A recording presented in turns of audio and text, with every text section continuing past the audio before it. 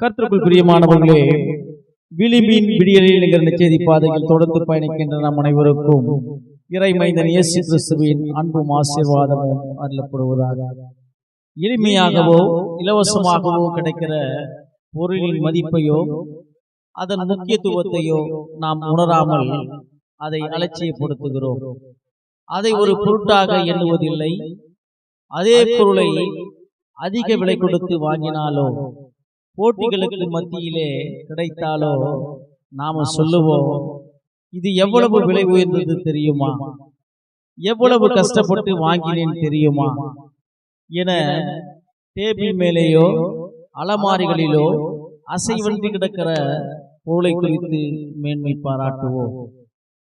தினமும் பயன்பட்டாலும் இலவசமாக கிடைத்த பொருளை அலட்சியப்படுத்துகிறோம். பாருங்க, சீரிய ராஜாவின் படைத்தலைவனாகிய நாகமானின் குஷ்டரோகம் நீங்குவதற்கு இஸ்ரவேலின் தீர்க்கதரிசியாகிய எலிசாவின் வாசற்படியிலே தன் குதிரையோடும் ரதத்தோடும் வந்து நிற்கிறான். எலிசா அவனிடத்தில் ஆள் அனுப்பி, நீ போய் யோர்தான் நதியிலே 7 தரம் மூழ்கினால் உன் குஷ்டரோகம் நீங்கி சுத்தமாவாய் என சொன்னான்.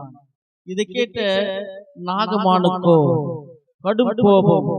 வெளியே வந்து இஸ்ரவேலின் தேவனாகிய கர்த்தரை அழைத்து குஷ்டரோகம் இருக்கிற இடத்தை தன் கையினால் தடவி சுகம் கொடுக்க செய்வான் என்று நான் நினைத்திருந்தேன். நான் நதியில் மூழ்கி சுத்தமாகிறதற்கு தமஸ்குவிலே உள்ள நதிகளிலே மூழ்கி சுத்தமாயிருப்பேனே என சொல்லி உக்கிரத்தோடு திரும்பி போனான். பாருங்க, எளிமையான வழியிலே இலவசமாக கிடைக்கிற சுகத்தின் மேல் நம்பிக்கையற்றவனாய் காணப்பட்டான். அவருடைய வேலைக்காரர்கள் அவனிடத்தில் வந்து சொல்றாங்க, 2 ராஜாக்கள் 5ஆம் அதிகாரம் 13ஆம் வசனத்திலே, அவன் ஊழியக்காரர் சமீபத்தில் வந்து அவனை நோக்கி, தகப்பனே, அந்த தீர்க்கதரிசி ஒரு பெரிய காரியத்தை செய்ய உமக்கு சொல்லியிருந்தால் அதை நீ செய்வீர் அல்லவா?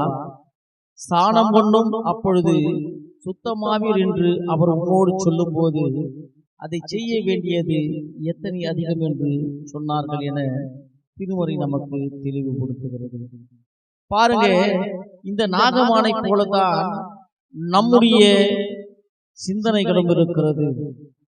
இயேசு கிறிஸ்துவினால் இலவசமாக அவருடைய கிருபையினால் நமக்கு அருளப்பட்ட ரட்சிப்பை நாம் அலட்சியமாக எண்ணுகிறோம். நாம் என்னதான் பாடுபட்டாலும் நம்மால் என்றைக்குமே கிடைக்காத, பெற்றுக்கொள்ள முடியாத ஒன்று அவர் நம்மீது கொண்ட அன்பின் நிமித்தமாக நமக்கு கிடைத்திருக்கிறது. அதை பரிசுத்தத்தோடு காத்துக்கொள்வது நம் வாழ்வுக்கு அவசியமாகும்.